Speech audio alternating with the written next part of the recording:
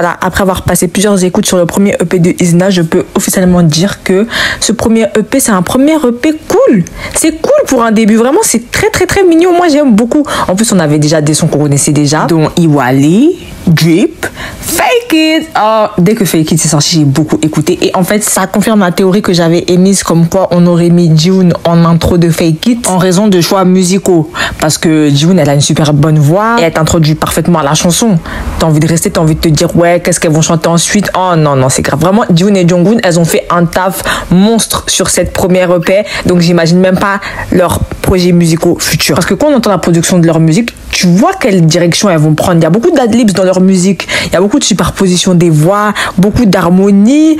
Et t'entends les instrus, elles sont archi travaillées de sorte à ce qu'on soit introduit à leur concept et tout. Ah non, moi j'ai trop kiffé, hein. Time Bomb, j'ai trop kiffé. Ready to blow your mind. Quoi d'autre j'ai trop kiffé? Bah, Fake It, of course. J'ai beaucoup aimé la version Drip en audio au final. En fait, dans la version audio, j'ai beaucoup aimé le fait qu'ils aient rendu les adlibs plus forts. Du coup, on entend bien les adlibs mieux qu'en live et qu'on entend la seconde voix. Parce que moi, j'entendais pas la seconde voix en live, mais en audio, il y a la seconde voix de c'est pas que bref, vous m'avez comprise ou pas, mais moi, je me suis comprise. Et c'est dans cette chanson aussi que vous pouvez constater le travail qui a été apporté à chacune des musiques. Parce que la chanson, quand vous la prenez en live, qu'est-ce qu'elle est vide. Mais quand vous la prenez en version audio, il y a des adlibs de ouf.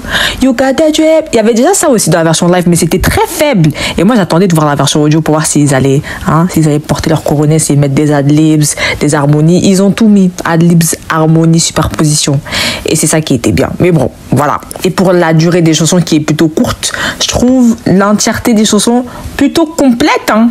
Mais vraiment, là, quand ils vont faire de longues chansons, ça va être bien. Et là, vu que c'est un EP avec 5 chansons, ou 6, je sais plus, je peux me permettre de faire un classement de la chanson que j'écoute le plus à celle que j'écoute le moins au final dans cette EP. Alors, en première position, on a Fake It. Pour ceux qui ne savent pas, allez regarder mes anciennes vidéos, mais cette chanson, je l'attends depuis. Et la version Izna, je l'aime tout autant. Vraiment incroyable. L'intro, la petite intro au début de l'instru, parce que l'instru, elle est trop bien. Incroyable. Le tudun, tudun, ah, yeah. Juste l'intro aussi au début, juste avant que June chante, incroyable. Fake It number 1. Then we have Time Bomb. Oui, ensuite on a Time Bomb parce que le pré-chorus il est trop bien, l'outro elle est trop bien, Ready to blow your mind, et le pré-chorus, le pré-refrain c'est oh, it's my time. Trop bien, incroyable. Même le refrain il est bien, hein. Le refrain est bien. Il y a beaucoup de voix superposées. J'aime trop. De toute façon, je vous l'ai expliqué dans ma dernière vidéo sur Izna, donc vous devez comprendre de quoi je parle. Mais bref, en deuxième position, on a Time Bomb. En troisième position, on n'en a pas.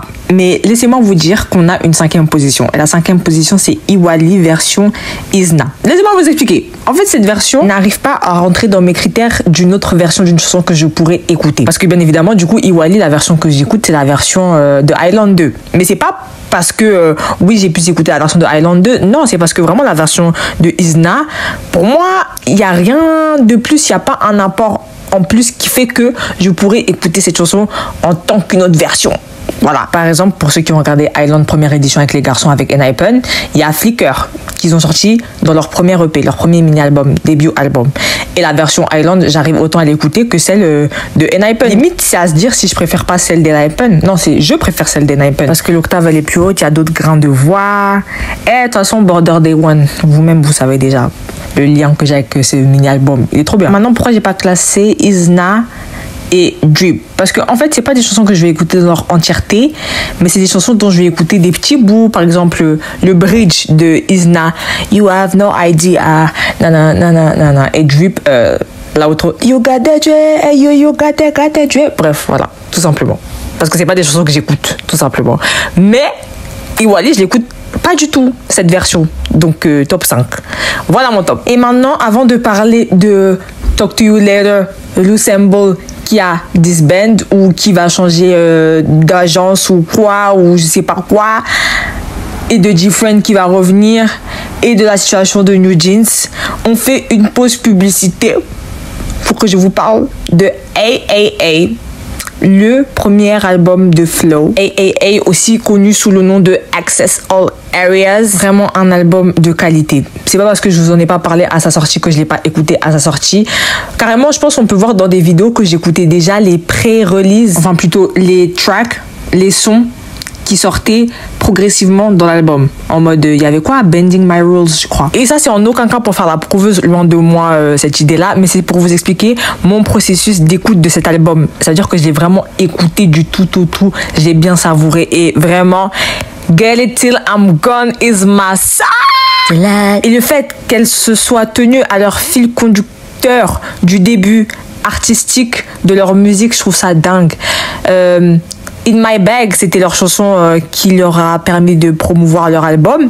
Elles ont quand même réussi à s'adapter aux nouvelles méthodes de consommation, dans le sens où elles ont pris une rappeuse connue du moment, Glorilla. La chanson, elle est courte, il y a une petite chorégraphie addictive, sans pour autant enlever leur essence musicale, leur identité sonore. Il y a ça, elles ont mis le budget dans le clip. Non, c'était vraiment propre. Elles sont vraiment trop belles, mes chouchous. Et non, vraiment, Get It Till I'm Gone. Il faut entendre la chanson pour comprendre. Non, après, la musique, c'est subjectif, mais ça, c'est trop ma came de chanson. Elles tiennent toutes les notes. Des notes basses comme ça. Elles tiennent des notes hautes. Elles tiennent. Oh, la chanson, elle est trop bien.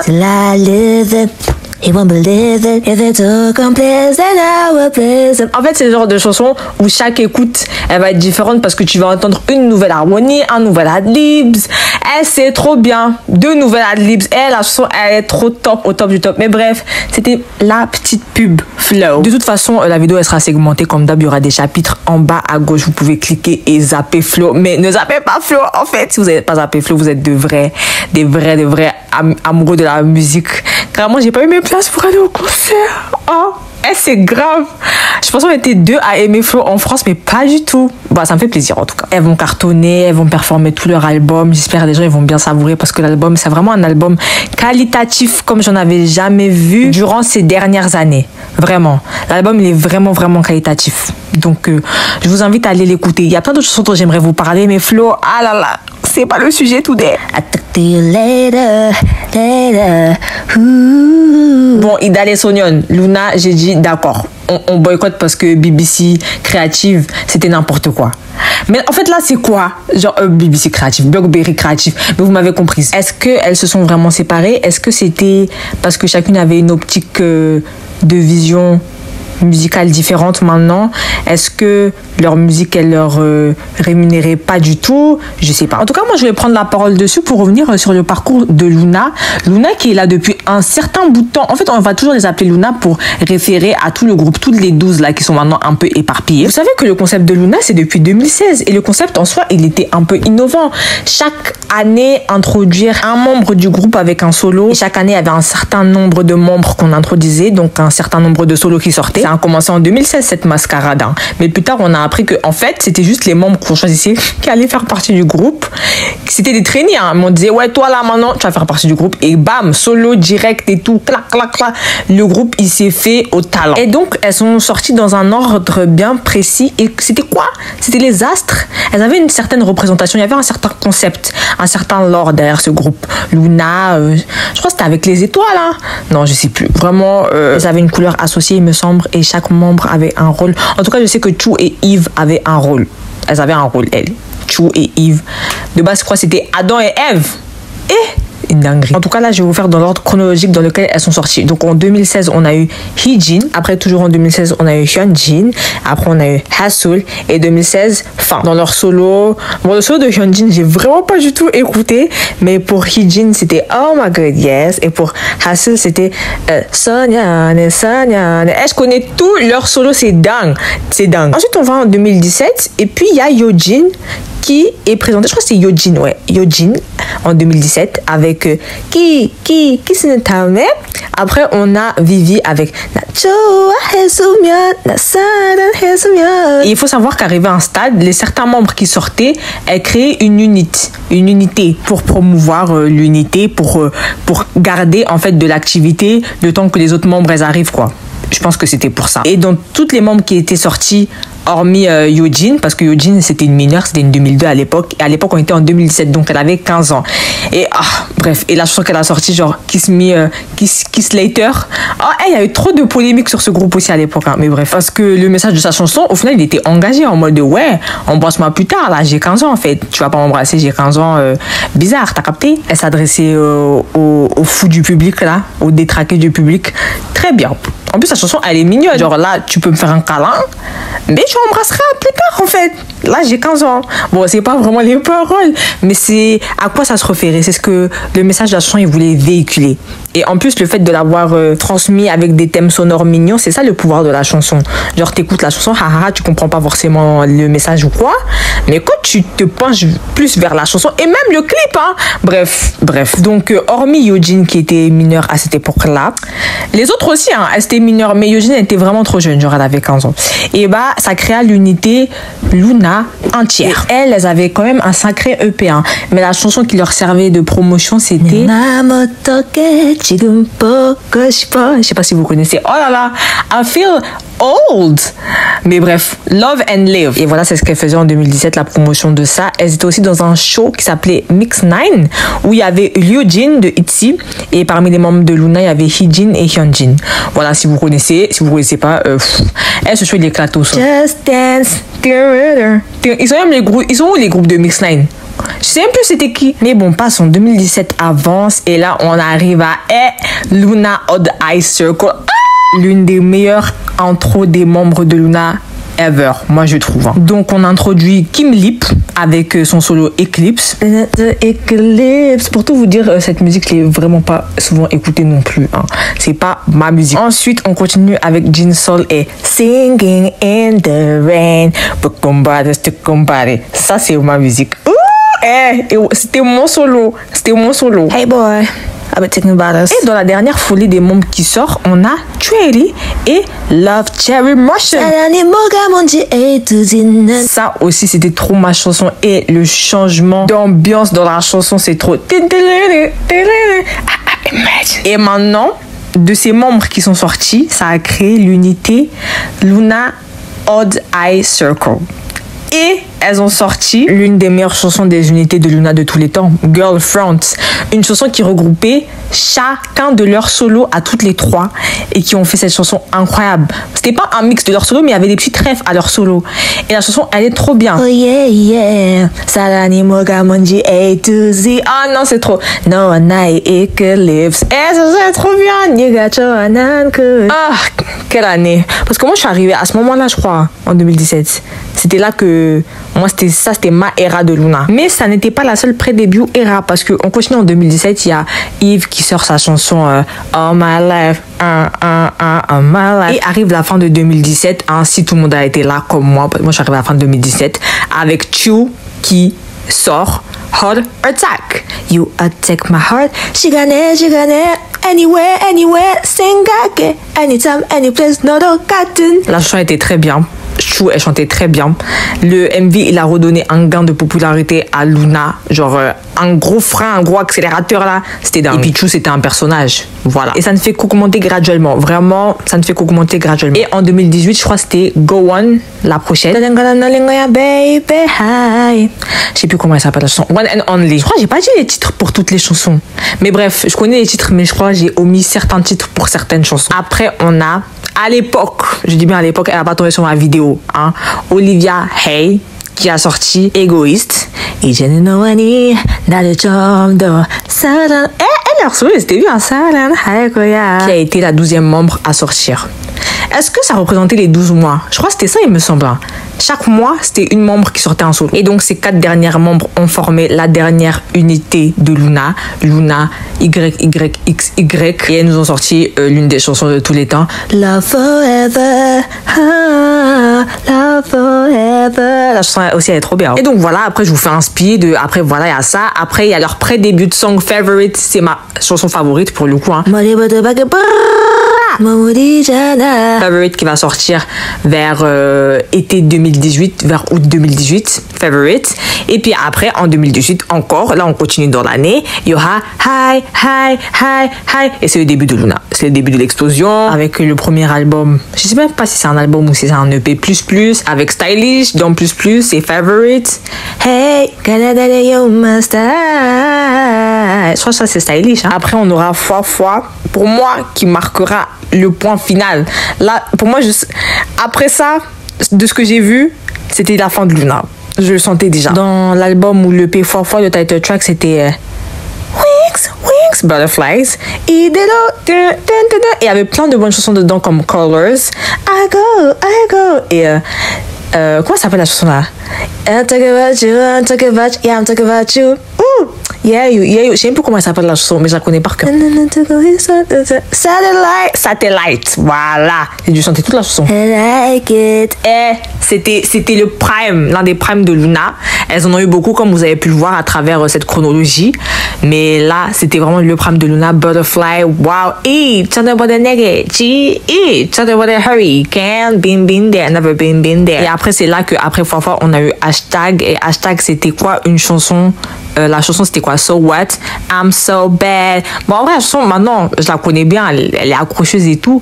Mais je me suis dit, oh, c'est pas l'identité de Luna, genre pourquoi elle rappe autant et elle chante aussi peu. Et plus tard on a appris que c'était une chanson qui avait été produite par un producteur de SM, je sais pas quoi là. Et bon, la chanson elle est accrocheuse, le bridge il était accrocheur, tout ça. Tonight, yeah. Mais bref, après voilà, ça a été la débandade de Luna, vous savez déjà. Si vous savez pas, allez regarder des vidéos. Moi je suis là que pour les anecdotes. On est là, je crois que c'était en 2023. Ouais, c'est en 2023, on se lève un matin, en 2024, on voit que Chou a quitté Luna. Après, vous savez ce qui s'est passé, BBC, n'importe quoi. Et voilà. Et après, ça s'est éclaté en petits groupes. Il y a Odd Eye Circle qui est revenu en groupe. Et puis après, il y a Hasoul et Hijin qui les ont rejoints pour faire Artemis. Bon, Lou Symbol, maintenant, on ne sait pas, elles ont disband.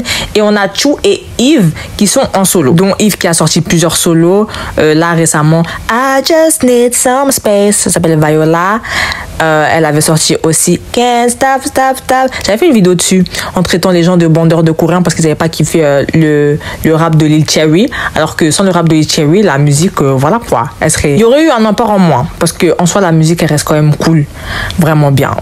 Et dans son projet il y avait aussi Diorama qui était vraiment cool, genre l'instru, la production, c'est bien, c'est vraiment cool hein, c'est vraiment cool. Et le fait aussi dans Viola qu'elle ait performé une octave plus basse pour qu'elle puisse la chanter, c'était aussi judicieux de faire ça parce que c'est vraiment trop haut la version audio. La version audio elle s'écoute bien aussi.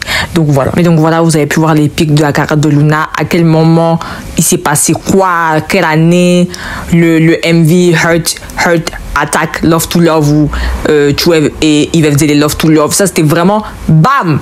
Ça les a propulsés hein.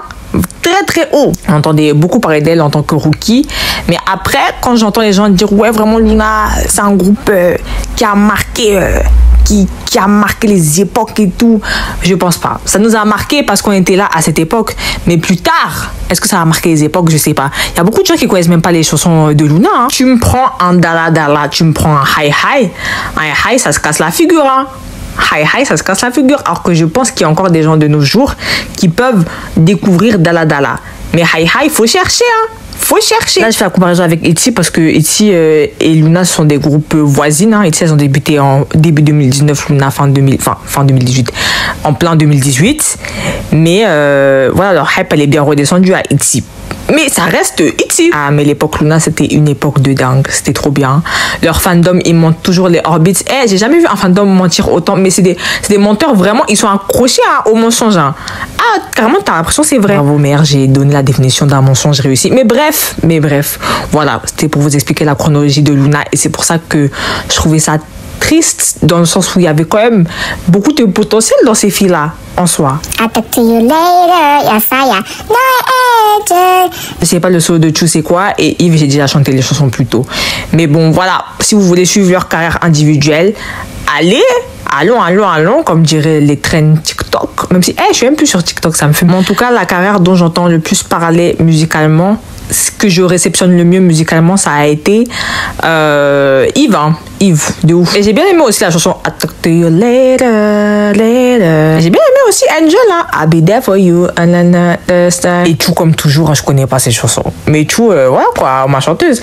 En tout cas, début 2025, il y aura G-Friends et GOT7 qui vont faire leur retour. Et c'est trop mes groupes. En fait, les groupes de la troisième génération, je pourrais en parler pendant des heures. Mais là, c'est pas le sujet de la vidéo. Là, c'est juste un titre informatif que je vous dis ça parce que c'est vraiment des groupes qualitatifs. Glass Bead, l'un de mes débuts préférés. Je mettrai la vidéo. C'est quoi mes débuts préférés de chaque génération. À l'époque, j'avais pas le début préféré de la 5e génération. Mais maintenant, je l'ai. C'est Wish de NCT Wish. Donc, voilà. on l'a bouclé. Et en ce qui concerne l'affaire New Jeans, moi je trouve ça vraiment très délicat la manière dont chacune des personnes l'aborde, dans le sens où elles sont confrontées à une grande entreprise quand même. Hein. Là, on parle de la vraie vie, les gars. Mais je suis contente que les fans de K-pop voient les vraies phases de l'industrie musicale à travers la K-pop, vu qu'il y en a qui écoutent que de la K-pop, enfin que de la musique à travers la K-pop et qui découvrent les rouages de la musique à travers la K-pop. La musique, c'est une industrie sale, vraiment dégueulasse. Très dégueulasse. Et c'est pour ça que je vous conseille de suivre comment ça va se dérouler, parce qu'à chaque fois vous entendez de nouvelles choses, de nouvelles intrigues, et depuis le début je vous dis, dans ce genre d'histoire il n'y a pas un méchant, un gentil. Il y a vraiment plein de méchants, il y a plein de victimes, il y a plein de personnes qui ne savent pas, et des personnes qui savent, et des personnes qui s'en servent pour leur bien personnel. Chacun veut bien s'en tirer dans l'histoire au final, parce que ça a fait un bourbier. Qu'on soit clair, observez bien l'histoire. Ouvrez bien vos yeux, ouvrez bien vos oreilles, parce que là c'est déjà historique dans l'industrie de la K-pop. Ça va marquer les esprits. Les gens vont dire, ah, vous vous rappelez de cette histoire et tout. Voilà. Mais moi je trouve ça intéressant de voir la réaction des gens, parce que pour moi, s'il y a bien une chose dont j'ai peur, c'est qu'elle se fasse bouffer, hein. Parce qu'à la fin de la journée, vous connaissez, on vit dans un monde capitaliste et ils sont vraiment bien riches et elles peuvent se faire bouffer, hein. Là c'est on parle de procès là, juridique. Ah non, c'est chaud. Il n'y a pas un méchant, un gentil. Rappelez-vous, dans une histoire, il y a toujours plusieurs points de vue. Et c'est ça qui crée toutes ces altercations. Parce que du coup, ils peuvent jouer sur le contrat et tout. Parce qu'un contrat, ça reste un contrat. Tout ça, il y a beaucoup de choses comme ça. Juste pour vous tenir au courant. Comme ça, vous êtes lucide sur ce point-là, sur cette affaire. Mais en tout cas, s'il y a bien des victimes, c'est New Jeans. Hein. Les 5. New Jeans, seulement elle. Là, je vais vous mettre les vidéos annexes où je parle de mes débuts de song favorite et des bandeurs d'idol. Allez, vidéo. Vous êtes des bandeurs d'idol, c'est grave. Yves, elle a fait une chanson avec Lil Cherry et je trouve que Lil Cherry, elle a grave apporté sa touche à la chanson. Genre, elle est indissociable de la chanson. Elle a réussi à adapter son rap au genre house et ça passe trop bien. La manière dont elle pose, dont elle articule ses syllabes, comment elle prononce ses mots, la manière dont elle débite, c'est vraiment archi clean. Mais elle avait déjà son style, son identité personnelle. Mais là, la manière dont elle a posé sur ce son-là, elle a tout donné, elle a envoyé. Et en plus, la surprise dans ça, c'est que sur ce son, il n'y a pas beaucoup de sons dans la K-pop, vous voyez, où c'est des vrais feats. En mode, le feat, il va être présent toute la chanson. Là, elles ont vraiment fait un vrai feat où elle lui a donné le pré-chorus et un couplet. Le pré-chorus, le do, there, who there, I don't care about to bad yes, tonight, brothers, tell me what to do. Oh non, vous êtes trop des menteurs. Là, justement, je vais vous expliquer pourquoi j'ai utilisé ce terme, vous êtes des menteurs. En fait, les orbites de base, ce sont des menteurs. Mais là, en fait, là, c'est dans le déni. Vous êtes dans le déni. Ils ont dit, j'aurais aimé qu'on enlève la partie de Lil Cherry. Sur la partie de Lil Cherry, la chanson, elle tient pas. Parce que j'ai écouté la version sur Lil Cherry. En fait, j'étais dans ma For You page, ça m'a mis la version sur Lil Cherry et les gens étaient en mode, merci, heureusement tu l'as enlevé, mais elle est pleine as, cette version-là. Faut savoir que Yves, dans cette chanson, elle dit rien du tout. Genre, elle fait de la house. Vraiment, dans l'instru, déjà, elle fait tout. Et puis, ses paroles, tu vois, c'est vraiment des paroles faites pour un refrain, pour un couplet, des petits ou, des paroles de house. Du coup, il fallait rajouter des paroles entre de rap qui vient rajouter ce petit côté versatile à la musique. Et là, de nulle part, Lil Cherry débarque. Do there, who there, I don't care about nobody else tonight, what, tell me what to do. Non, elle a trop dead. C'est l'un des meilleurs feats de la K-pop que j'ai jamais entendu. Après les, non. Et vous êtes là, vous aimez trop encenser des rappeurs qui n'ont aucun début d'identité de rappeur. Ils n'ont aucune manière de poser. Vous êtes là, lui, c'est le rappeur de ma vie. Alors, tout ce qu'il fait... Je vais même pas dire. Si tout ce qu'il fait, c'est crier ou prendre des voix. En fait, un rappeur, c'est censé savoir poser chaque syllabe. Chaque syllabe, il y a une manière de poser. Je vais dire, ça, c'est la manière de poser de un tel et tout. Et les Thierry, ça, c'est sa manière de poser. Elle a tout envoyé. Oui, vous avez bien compris, quand je parlais de crier, je faisais référence à Hayeon. En live, quand elle performe son rap, elle le pose pas, genre, elle le crie. Alors que la version audio, encore, elle a essayé de le poser. Et venez pas me dire, non, c'est le style. Hein. C'est pas le style. Là, elle crie son rap, elle le pose même pas. Encore si elle avait augmenter la voix comme les autres. Elles augmentent la voix là, les Ruka, les Hassa, elles augmentent leur timbre de voix quand elles rappent. Mais elles posent, elles essayent de poser. Hayeon ne pose pas. La manière dont Hassa et Ruka, elles articulent leurs syllabes, c'est approprié à elles, c'est différent. Hayeon, elle fait... Arrêtez. En fait, c'est ça, on va jamais avancer avec cet état d'esprit. On va jamais... Bref, les commentaires auxquels j'ai le plus levé le sourcil, c'était « Oh, j'aurais préféré que Yves rappe la partie de Lil Cherry. Are you all serious? Are you all serious? Really, Yves, ma chérie, ta dette t'a parti au champ. Can't stop. Mes debut songs préférés par Jen. C'est ce qu'aujourd'hui on va faire. Alors, déjà la seconde Jen, on peut sauter parce que j'arrive pas à définir une debut song que j'aime le plus, vraiment, que je pourrais écouter en marchant, que je pourrais écouter comme une musique, quoi. Donc voilà. Ah oui, je tenais à préciser ça parce qu'il y a beaucoup de chansons de K-pop que j'aime beaucoup, mais c'est pas des chansons que je vais écouter en marchant ou en faisant une activité diverse. Des fois, c'est juste des chansons que j'écoute pour danser, quoi. En fait, la seconde génération, il y a trop. Je suis obligée de prendre un peu toutes leurs chansons. Carrément, j'ai envie de prendre des albums, là. Cet album vert de SHINee, il est trop bien. J'aime beaucoup aussi la chanson Girl Generation de Girl Generation. Wonder Girls, mais go! Be my baby. I feel you. Miss Say with JYP. To anyone. Shadow de dire Fire, hein, comme début de son que j'aime beaucoup. Mais les albums de SMA, SHINee, l'album vert, oh là là. Mais pour dire vrai, en fait, début de son de la seconde génération n'a pas une que j'aime plus que l'autre. C'est pour ça que j'ai du mal à choisir. Si je devais choisir une de leurs chansons, c'est leur chanson après ou leur B-side track. Allez, on va dire Into the New World. Bref, passons à la troisième génération. Ah, j'aime pas déjà la première. Bon, la première, vraiment, je connais vraiment pas. Peut-être je connais, mais c'est inconscient. Bois, ça compte. Peace be. Bref, ma début de song préférée de la troisième génération, c'est roulement de tambour. C'est Glass Bead, pardon. Yoli God de G-Friends, aka Yojashimu. Dans cette chanson, il y a tout. La voix de Yuju, la meilleure voix de la troisième génération. Oui, pour moi, en tout cas. Les harmonies, parce que Yojashimu, c'est vraiment aussi un groupe qui aimait bien beaucoup les harmonies, faire des octaves en dessous, au-dessus. Oh là là là là là là. Et puis, comme par hasard, quand elles sont allées sous Hybe, pouf, disband. Je crois que j'ai vraiment un bif avec Hybe. Bref, la chanson, elle est trop bien. L'instru, elle est surtout trop bien. Des fois, j'écoute que l'instru toute seule.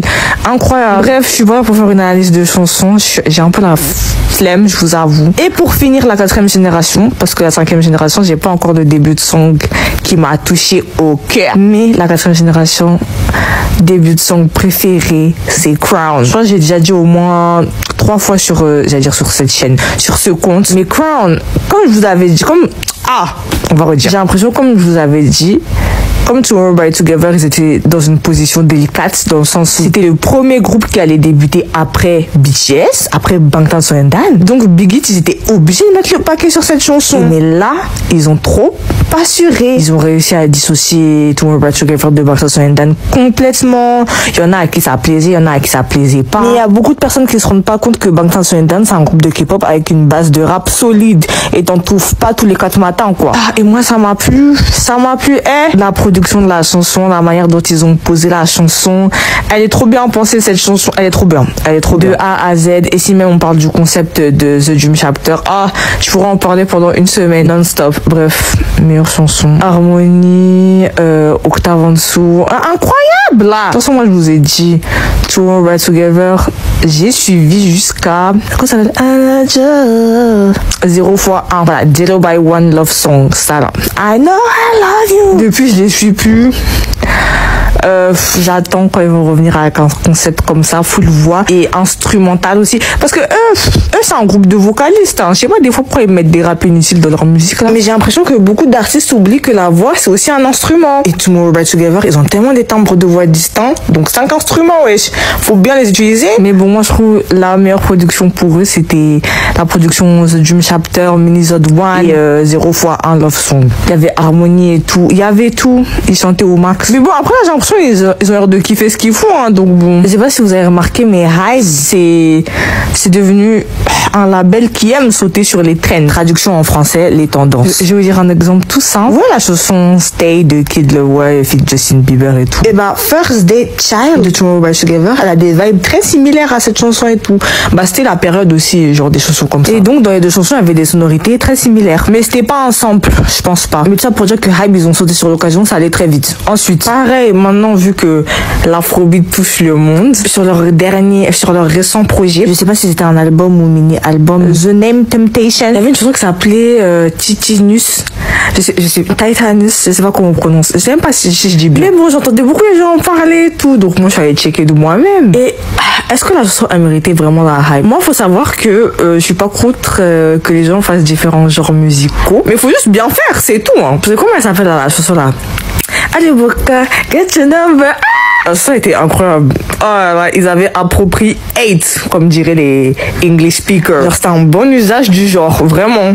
La chanson, elle passe trop, elle est trop bien. Elle passe trop bien. La chanson Titanus ou Titanus, je la trouvais trop vite dans la production. Mais ça, c'est mon avis parce que ça fait longtemps qu'ils ont essayé de poser comme dans une chanson afrobeat. Parce que l'instru, elle est afrobeat, mais la chanson, elle est monotone, je trouve. Et il y a quoi d'autre aussi? Je sais pas si vous voyez, mais il y a beaucoup de groupes sous Hype qui font des versions Jersey Club de leur musique. Parce que pendant un long moment, en 2023, ça a été la trend, hein. Les musiques, je sais pas comment vous expliquer. Je sais vraiment pas comment vous expliquer. Allez chercher, vous allez comprendre c'est quoi direct. Mais bon, sauter sur des trends comme ça peut être à double tranchant parce que il ne faut pas oublier qu'un genre musical, la plupart du temps, c'est associé à l'identité de l'artiste. Quand un artiste va faire un genre musical bien défini, c'est parce que c'est son identité musicale. Et quand je vous ai toujours dit, dès que tu mets un peu de toi dans ton identité musicale, ça va toujours mieux ressortir. Après, ça veut pas dire que les artistes n'ont pas le droit de faire d'autres genres musicaux, mais dans le genre musical qu'ils vont effectuer, il faut toujours qu'il y ait une empreinte personnelle. Et des fois ça passe, et des fois ça passe pas. Bref, voilà. Tout ça pour dire que allez réécouter Crown, ceux qui n'ont pas aimé Crown, parce que la chanson elle est trop là. Et Glass Bead, les chansons de Yosa Shingu, même si elles aussi, longtemps de leur carrière, on leur a reproché que ouais, elles font le même genre de chansons, mais moi j'ai même pas remarqué. Les gens ils aimaient bien dire oui, il y avait une similitude avec Ruff et Nabilela. Et j'avais même pas, enfin, je remarque toujours pas en fait, je vois pas la similitude. Mais peut-être c'est leur manière de poser, genre leur production de chansons, elles sont très similaires. Il y a beaucoup de groupes comme ça, hein, où leur production de chansons est très similaire, pourtant les musiques ne se ressemblent pas. Là, instinctivement, je pense à Ice One, leur Cut Touch a Track, c'est c'est à peu près c'est la même production, mais les musiques elles sont totalement différentes. Bref, that's pretty all.